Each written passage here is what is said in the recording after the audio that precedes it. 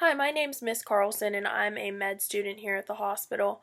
We probably haven't met before because I'm very new and I'm just now starting off in the program.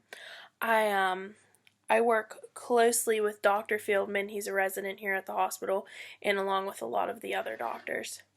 Um, the situation that happened with Ms. Romanov, I feel like could have been prevented, um, or maybe just the situation could have been handled a lot differently. As soon as I entered the room, I noticed that there was no translator available for the patient. Miss Romanov's husband did translate a little bit for her, but they were very frantic and panicked. After talking with them, I realized that there was a lack of communication between them and the nurses. They were having a hard time getting their point across and really um, letting the nurses know what was going on because they kept having a bunch of different nurses.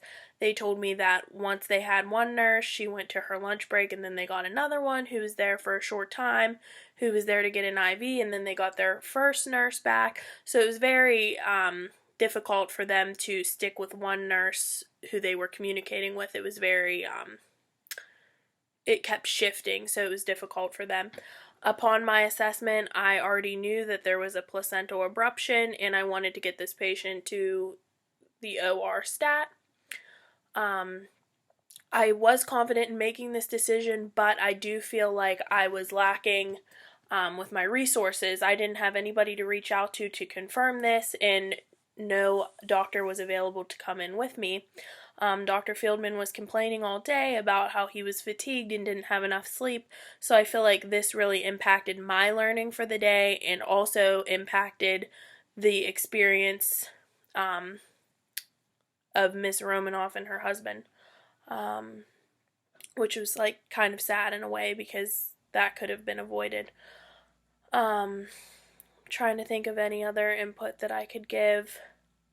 I did hear that the anesthesiologist, through gossip, this isn't something that I encountered directly, but I did hear that the anesthesiologist was trying to get an airway for the patient before the incision was started and before the procedure started, but he was being pushed to the side and brushed off, and I think that's very concerning in a situation like this and should be brought to your attention.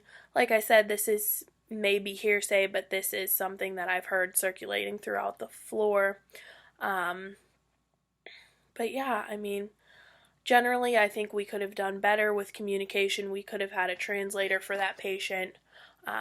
Really focusing in on having enough staff members on the unit to provide safe patient care would have also helped, and just generally respecting each other. From some of the things that I heard, that our staff here was just really not being respectful of each other and wasn't providing the best patient environment. So I think that that could definitely be improved.